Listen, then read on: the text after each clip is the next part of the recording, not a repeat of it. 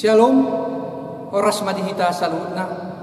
Sebelum kita memasuki ibadah kita pada malam hari ini, terlebih dahulu kita persiapkan hati dan pikiran kita. Kita berdoa dalam hati masing-masing. Berdoa dimulai.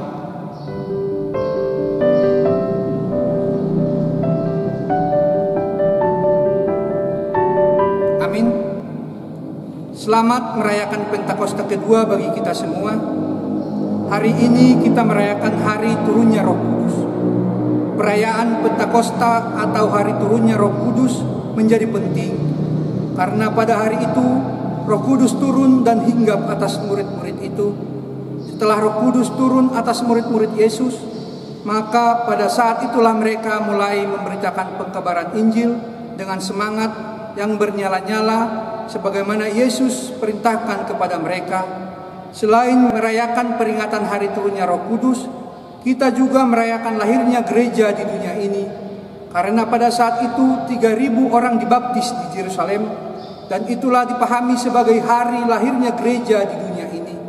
Oleh sebab itu, marilah kita tunjukkan sukacita kita, memuji dan memuliakan Allah.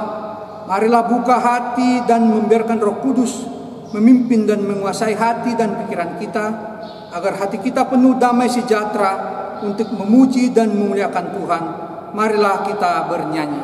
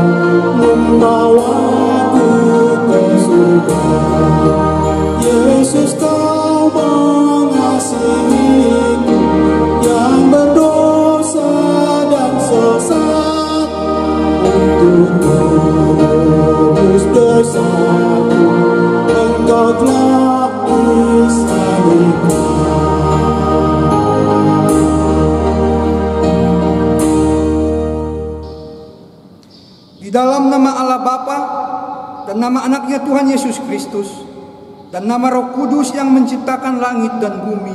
Amin. Dari Sion, puncak keindahan, Allah tampil bersinar. Allah kita datang dan tidak akan berdiam diri. Demikianlah firman Tuhan Allah. Sebab aku akan mencurahkan air ke atas tanah yang haus dan hujan lebat ke atas tempat yang kering.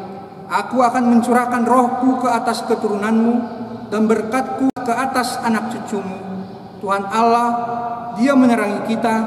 Ikatkanlah korban hari raya itu dengan tali pada tanduk-tanduk mezbah. Haleluya.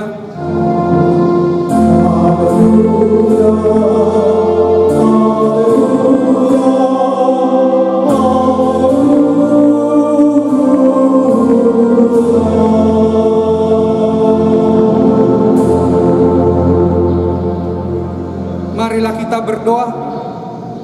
Ya Tuhan Yesus, berilah Roh Kudus ke dalam hati kami, supaya kami mengaku bahwa Engkaulah sumber hidup kami, dan supaya kami bertaut dengan Engkau melalui iman yang benar itu, dan supaya kami dengan penuh sukacita memuliakan nama-Mu yang terpuji sampai selama-lamanya.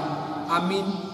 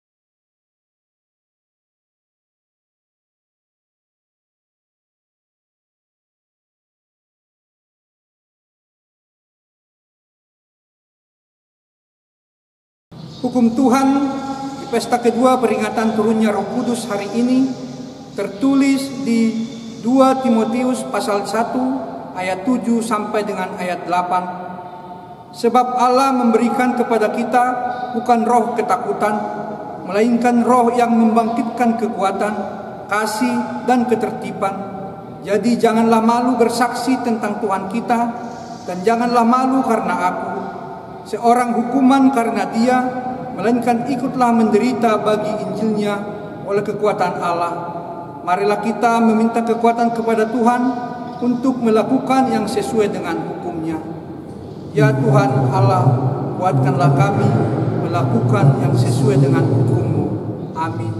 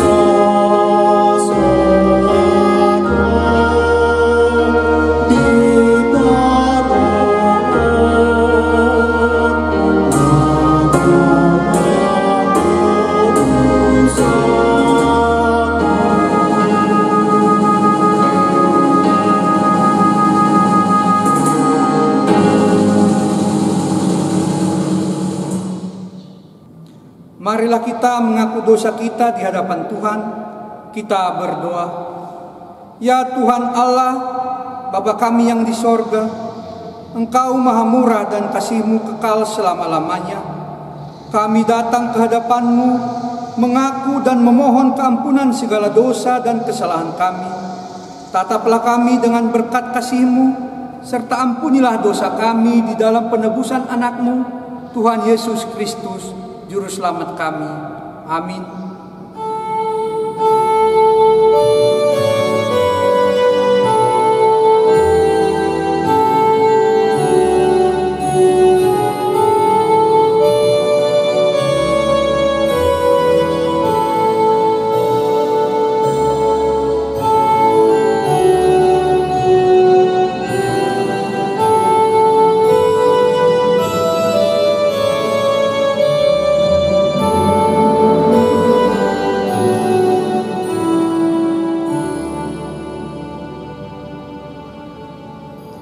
Dengar dan terimalah janji Tuhan akan pengampunan dosa kita. Marilah kepadaku semua yang letih lesu dan berbeban berat, aku akan memberi kelegaan kepadamu. Pikulah kuk yang kupasang dan belajarlah kepadaku, karena aku lemah lembut dan rendah hati, dan jiwamu akan mendapat ketenangan. Sebab kuk yang kupasang itu enak dan bebanku pun ringan. Kemuliaan bagi Allah di tempat yang maha tinggi. Amin.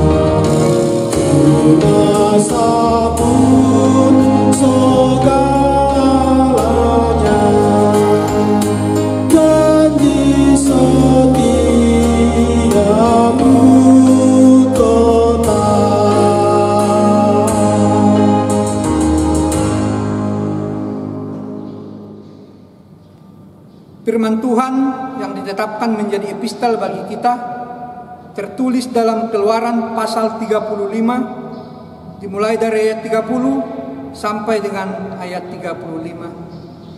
Berkatalah Musa kepada orang Israel, "Lihatlah, Tuhan telah menunjuk Bezalel bin Uri bin Hur dari suku Yehuda dan telah memenuhi dengan roh Allah dengan keahlian, pengertian, dan pengetahuan dalam segala macam pekerjaan, yakni untuk membuat berbagai rancangan supaya dikerjakan dari emas, perak, dan tembaga, untuk mengasah batu permata supaya ditata, untuk mengukir kayu, dan untuk bekerja dalam segala macam pekerjaan yang dirancang itu."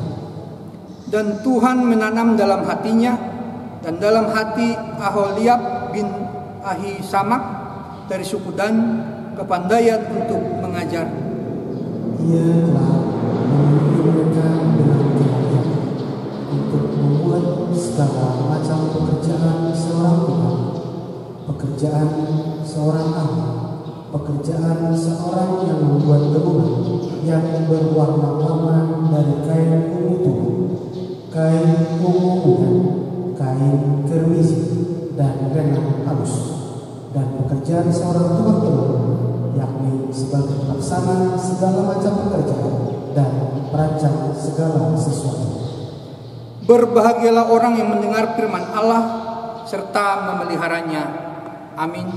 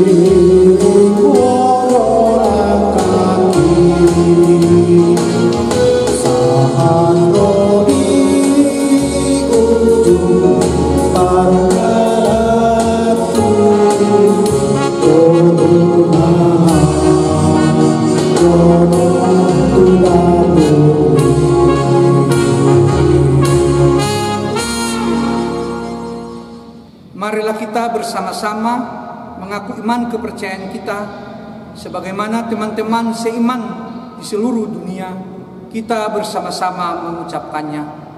Aku percaya kepada Allah, Bapa yang Maha Kuasa, Khalid langit dan bumi.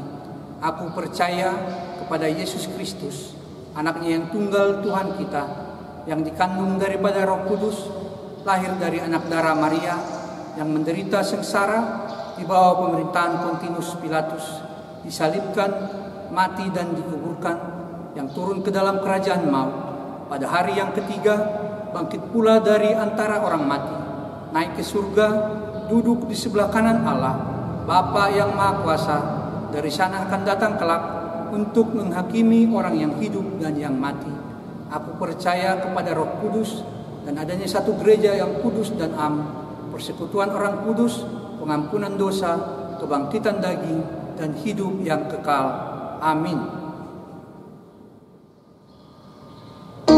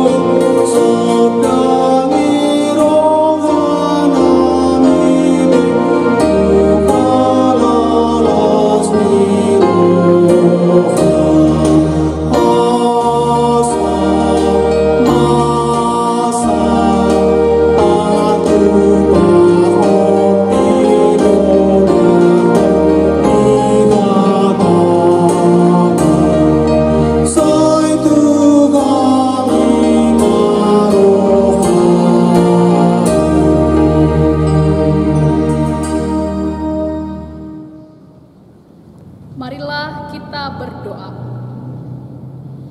Damai sejahtera Allah yang melampaui segala akal, itulah yang memelihara hati dan pikiranmu di dalam Kristus Yesus Tuhan kita. Amin.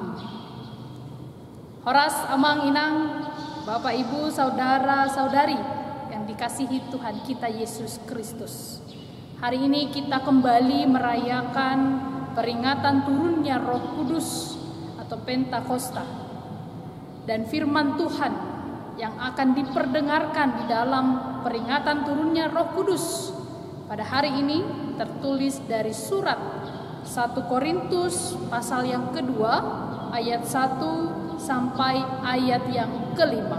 Demikianlah firman Tuhan.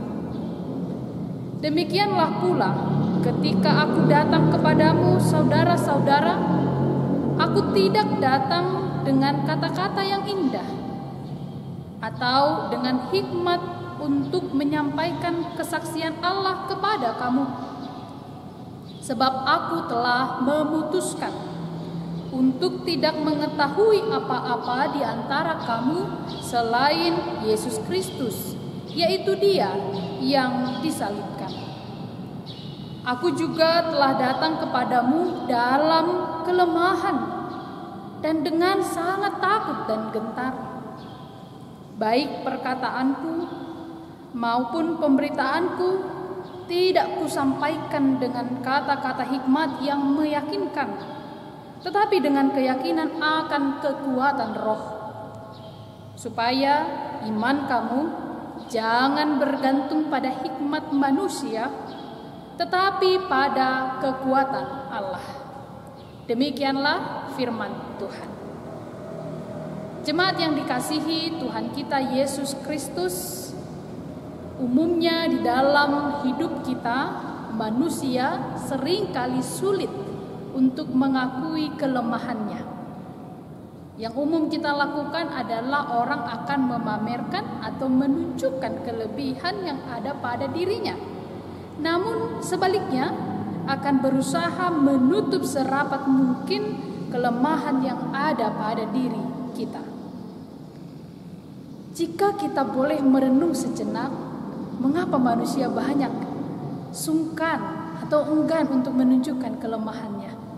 Padahal kita yakin dan kita percaya bahwa semua manusia di dalam dirinya tentu memiliki kelemahan. Tidak ada manusia yang hidup di dalam kesempurnaan, baik secara fisik, emosi, baik secara intelektual ataupun secara rohaninya. Namun ini sering memang terjadi dalam kehidupan kita. Tapi tidak terjadi dengan seorang rasul yang bernama Paulus dalam nats hari ini. Dia justru menunjukkan, dia justru memproklamirkan dan menyatakan kelemahan yang ada dalam dirinya. Dalam nats ini kita mendengar secara tegas Paulus mengakui bahwa sebagai manusia dia memiliki keterbatasan dan kelemahan. Secara khusus dalam pelayanannya untuk memberitakan Injil kepada jemaat di Korintus, Paulus menyatakan bahwa dia melakukan pemberitaan Injil semata-mata bukan karena kekuatannya, bukan dengan kata-kata yang indah, bukan dengan hikmatnya, tetapi dia katakan karena hikmat dari Allah dan melalui kekuatan Roh. Dalam hal ini kita melihat bagaimana sosok seorang Paulus mampu menunjukkan di dalam rendah hati, menunjukkan dan menyatakan bahwa Tuhan yang memberikan dia kekuatan, bukan atas dirinya, bukan atas kehebatannya, tapi karena Tuhan semata melalui Roh Kudus. Saudara yang dikasihi, hari ini di dalam peringatan Pentakosta yang kedua ini, kita memperingati perayaan turunnya Roh Kudus yang sering atau akrab kita sebut Pentakosta. Dalam siklus tahunan gerejawi, Pentakosta sebenarnya adalah peringatan terakhir dan sebagai hari besar. Ini adalah sebuah perayaan gereja terhadap kedatangan Roh Kudus sebagai akhir pencapaian dan pemenuhan dari seluruh karya historis keselamatan. Dimulai dari kedatangan Yesus, lalu kepada kematiannya, kebangkitannya, kenaikannya ke surga, dan ini menjadi akhir pencapaian historis karya keselamatan. Saudara yang dikasihi, bila Pentakosta hari ini sudah 2 kali kita rayakan, maka kita akan mengerti mengapa Roh Kudus harus dicurahkan ke bumi ini, ke dalam diri kita, secara khusus melalui nats hari ini. Yang pertama, kita akan memahami bahwa turunnya Roh Kudus ternyata harus mampu mengubah prioritas utama dalam hidup kita.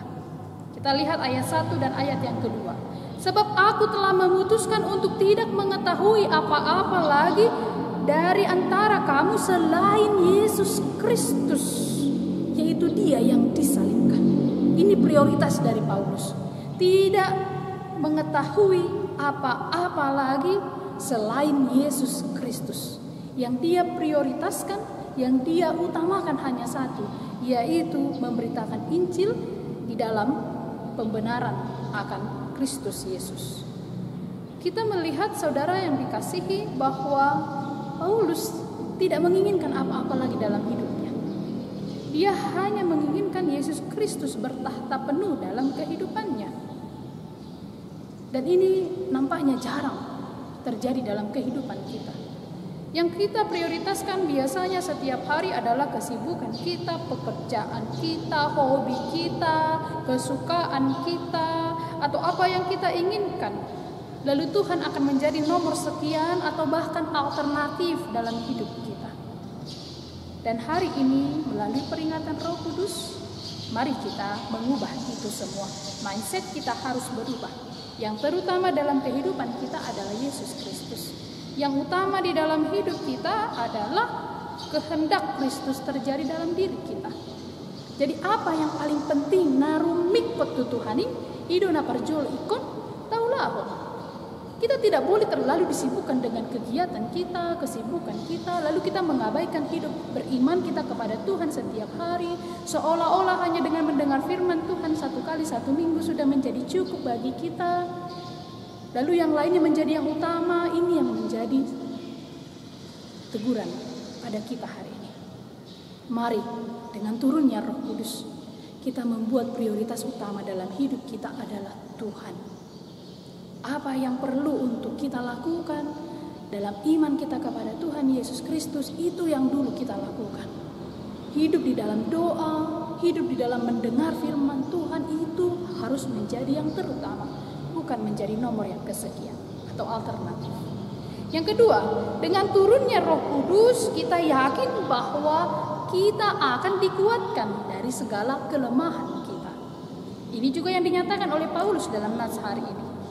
Dia mengatakan bahwa aku telah datang kepada kamu dalam kelemahan dan dengan sangat takut dan gentar.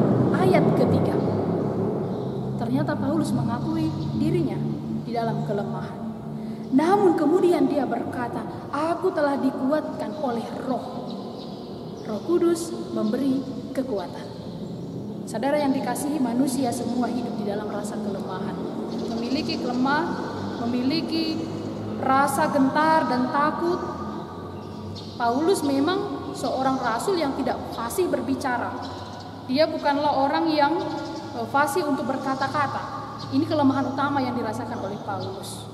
Paulus merasa takut karena orang di Korintus mungkin bisa saja menolak dia pada waktu itu, bahkan mengancam jiwanya. Namun dia yakin Tuhan memberi kekuatan kepadanya. Keyakinan inilah juga yang akan hadir dalam hidup kita. Bila Paulus pernah merasakan kelemahan, ketakutan, kegentaran, saya pun pernah merasa demikian. Mungkin saudara-saudari, bapak, ibu juga pernah merasa demikian. Namun di dalam kegentaran kita, ketakutan dan kelemahan kita percaya bahwa Roh Kudus senantiasa menolong kita, membimbing kita, dan memberi kekuatan kepada kita. Sekalipun kelemahan adalah keterbatasan yang ada pada diri kita, di mana kita tidak punya kuasa untuk menolak atau mengubahnya. Mungkin kelemahan itu bisa berupa keterbatasan fisik, cacat, tenaga, lemah, atau keterbatasan dalam hal intelektual, kecerdasan, atau juga mungkin keterbatasan atau kelemahan dalam hal emosional, trauma, kepedihan, kepahitan, temperamen, dan banyak hal lagi. Kalaupun itu ada dalam diri kita, Tuhan mengizinkan ada kelemahan dalam diri kita dengan tujuan agar kuasanya nyata atas kita. Namun kita harus percaya, di dalam segala kelemahan kita, kuasa Tuhan akan hadir. Dan kuasa Tuhan tidak mampu dibatasi oleh apapun juga. Maka percayalah saudara-saudari, dalam segala kelemahan kita saat ini, kelemahan apapun yang Bapak Ibu Saudara-saudari rasakan, yakin dan percayalah, Roh Kudus yang turun atas diri kita akan memberi kekuatan kepada kita. Kalau kita lemah saat ini, karena apapun itu, pergumulan apapun itu yang Bapak Ibu Saudara-saudari rasakan, percayalah, Roh Kudus menguatkan Bapak Ibu sekalian. Peringatan Roh Kudus meyakinkan kita akan hal tersebut. Tetapi yang terakhir, di dalam peringatan turunnya Roh Kudus, yang terutama ternyata Roh Kudus menggerakkan pemberitaan Injil melalui hikmat Allah. Dan turunnya Roh Kudus sebenarnya adalah peringatan hari lahirnya gereja-gereja. Karena itu Roh Kudus menggerakkan pemberitaan Injil di seluruh dunia. Di dalam nas ini ayat yang keempat dan kelima, Paulus menyatakan dengan roh dia mampu untuk memberitakan Injil, tetapi tidak menggunakan hikmat manusia, tetapi menggunakan hikmat daripada Allah. Kata hikmat yang dipakai oleh Paulus dalam nas ini dalam bahasa Yunani disebut peitos, yang artinya bujukan. Hikmat yang dia pakai itu tidak perlu digombar-gombarkan kepada orang. Cukup dengan dia memproklamasikan, memberitakan, maka hikmat Allah itu justru yang sendiri akan menggerakkan hati dari para pendengarnya. Jadi kadang kita berpikir, apakah mungkin mampu mengubahkan seseorang? Bila suamiku tidak tekun berdoa, tidak tekun beribadah, apakah aku mampu? Tentu kita tidak mampu, karena kita menggunakan hikmat kita. Tetapi ketika kita menggunakan hikmat Allah, cukup kita dengan berbicara kepadanya, cukup dengan kita menyatakan apa yang benar kepadanya, maka roh Allah itu sendiri yang akan bekerja pada diri seseorang. Pemberitaan Injil menggunakan hikmat Allah berarti bukan karena diri kita seseorang mampu berubah. Kadang kita berpikir bahwa wah karena saya itu dulu makanya bisa dia berubah sekarang jadi baik. Tidak. Mungkin kita pernah menasehati. Tetapi bagaimanapun ketika dia mampu berubah dan menjadi lebih baik, itu bukan karena kita, bukan karena usaha kita, tapi karena roh Allah yang bekerja atas dirinya. Maka ini yang menjadi sebuah hal untuk kita renungkan saudara-saudari, kita mempercayai bahwa hikmat Allah harus terlebih dahulu ada dalam diri kita supaya kita mampu memberitakan Injil. Memberitakan Injil dalam banyak aspek tentunya. Kita bisa melakukan pemberitaan Injil dalam banyak hal, melalui pernyataan atau sikap yang benar kepada orang-orang di sekitar kita. Keefektifan pemberitaan Injil tidak terletak pada metodenya, tetapi terletak pada ketergantungan kita kepada Roh Kudus. Dengan demikian, aspek membanggakan diri tidak akan hadir dalam diri seseorang yang telah dipenuhi Roh Kudus. Tidak ada aspek membanggakan diri. Karena saya, karena kami, alani hamidoi, bukan. Hikmat Allah bila itu ada pada kita, maka unsur membanggakan diri akan sirna dan pudar. Inilah kekuatan Roh Kudus untuk menggerakkan pemberitaan Injil, menggerakkan kita melakukan kebaikan-kebaikan kepada orang-orang yang ada di sekitar kita. Saudara yang dikasihi dalam Kristus Yesus, selamat memperingati perayaan turunnya Roh Kudus. Mari menyambut Roh Kudus dalam diri kita sendiri, dalam keluarga kita semua. Kiranya Roh Kudus mengubahkan hati dan pikiran kita, menjadikan kita lebih dekat kepada Tuhan. Roh Kudus menjadikan kita lebih kuat dari atas kelemahan kita. Roh Kudus akan membuat kita menjadi lebih yakin untuk memberitakan kebenaran kepada siapa. Kiranya Tuhan Yesus memberkati saudara-saudari. Amin. Mari kita berdoa. Kami sungguh bersyukur kepadamu ya Tuhan, karena kami percaya bahwa Engkau di dalam kasih-Mu telah menyatakan karya keselamatan yang luhur dan tidak ternilai oleh akal pikiran manusia. Kami bersyukur bahwa hari ini firman-Mu telah menyatakan bahwa Roh Kudus telah Engkau curahkan atas kehidupan kami. Roh yang mampu memberi kepada kami kekuatan atas segala kelemahan kami. Roh yang selalu menghibur dan mengingatkan kami untuk menjadikan Engkau sebagai prioritas utama dalam hidup kami. Bahkan Roh Kudus yang telah tercurah akan menguatkan kami untuk menggerakkan langkah hidup kami memberitakan Injil kebenaran dan kebaikan kepada siapapun. Kami bersyukur ya Tuhan. Kiranya Roh Kudus senantiasa tercurah atas seluruh gereja-gereja. Dan kami berdoa, kiranya Engkau juga berkenan melalui peringatan turunnya Roh Kudus, Indonesia akan dipulihkan atas segala pergumulannya. Kami percaya kepadamu ya Tuhan, bahwa Engkau mengendalikan segala sesuatu. Berkatilah keluarga kami masing-masing, berkatilah segala kerinduan kami untuk berjumpa di dalam gedung gereja Tuhan. Biarlah Engkau memulihkan kehidupan kami secara sempurna. Terpujilah nama-Mu ya Tuhan, dalam Kristus Yesus perantara kami kepadamu, kami berdoa dan mengucap syukur. Amin. Jemaat yang dikasihi, marilah kita bernyanyi dari buku ND nomor 670 sambil kita mengumpulkan persembahan.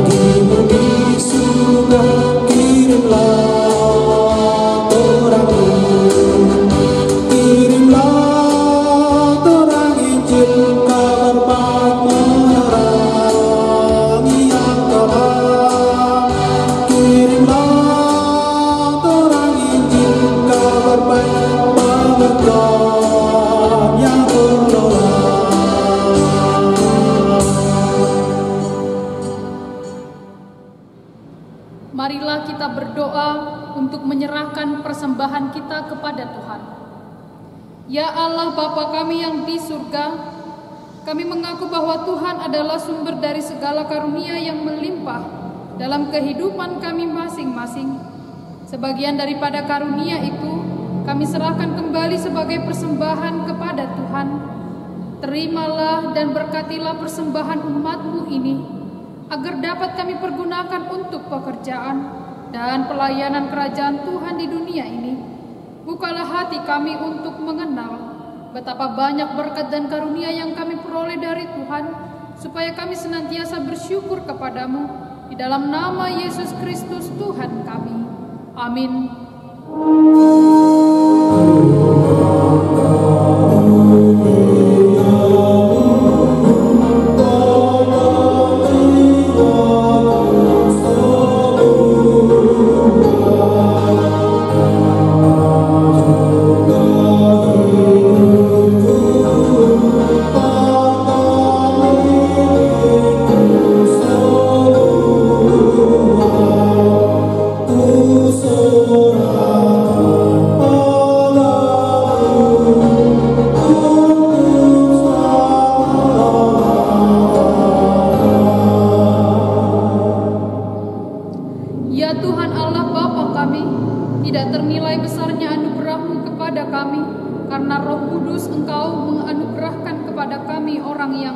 ini.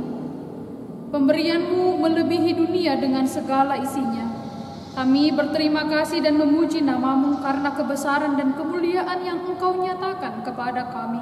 Curahkanlah Roh Kudus kepada jemaat-Mu, orang-orang percaya yang setia dan taat kepada Yesus Kristus Tuhan kami, agar kami diajar, dipimpin, diterangi, dan dikuduskan serta dikuatkan untuk menghayati firman-Mu. Ya Roh Kudus, persatukanlah jemaat yang Engkau pilih, agar saling menerima dan saling mengasihi selaku anggota tubuh Kristus yang kudus.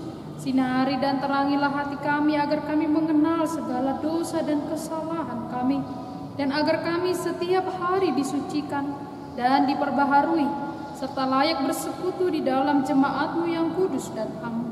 Tolonglah kami agar tetap menyadari bahwa kami telah diperdamaikan dengan Allah. Dengan penuh keyakinan kami dapat berseru, Bapa kami di dalam Tuhan Yesus Kristus. Limpahkanlah rupa-rupa karunia kepada jemaat-Mu, agar semakin bertambah banyak pemberita Injil, pengajar yang rela mengasihi sesamanya manusia. Terangi dan berkatilah persekutuan orang Kristen di gedung gereja, di sekolah dan di rumahnya masing-masing, agar mereka sadar akan persekutuan di surga kelak. Bangunkanlah orang yang tertidur dan berilah kekuatan kepada orang yang lemah. Sadarkanlah orang fasik dan tegar hati, supaya mereka bertobat dan meninggalkan kejahatan mereka. Berilah hikmat kepada orang yang rendah hati, dan hiburkanlah orang yang sengsara dan menderita, agar mereka tidak dicemoohkan dunia ini. Lindungi dan tinggallah bersama orang yang teraniaya karena iman kepada Kristus, agar mereka tidak khawatir akan bagaimana dan apa yang harus mereka katakan. Bimbinglah pemerintah, penguasa dan raja, agar mereka bertindak adil dan takut akan hari penghakiman-Mu kelak. Kuatkan iman kami agar kami selalu yakin bahwa segala dosa kami telah diampuni, dan kami akan Engkau antar kepada hidup yang kekal. Teguhkanlah pengharapan yang hidup di hati kami, agar kami yakin bahwa walaupun sudah kulit tubuh ini sangat rusak, tanpa daging pun kami akan melihat Allah yang membangkitkan kami kembali dalam Yesus Kristus Tuhan kami. Amin. Bapa kami yang di surga, dikuduskanlah nama-Mu, datanglah kerajaan-Mu, jadilah kehendak-Mu di bumi seperti di surga. Berikanlah kami pada hari ini makanan kami yang secukupnya, dan ampunilah kami akan kesalahan kami, seperti kami juga telah mengampuni orang yang bersalah kepada kami. Dan janganlah membawa kami ke dalam pencobaan, tetapi lepaskanlah kami daripada yang jahat.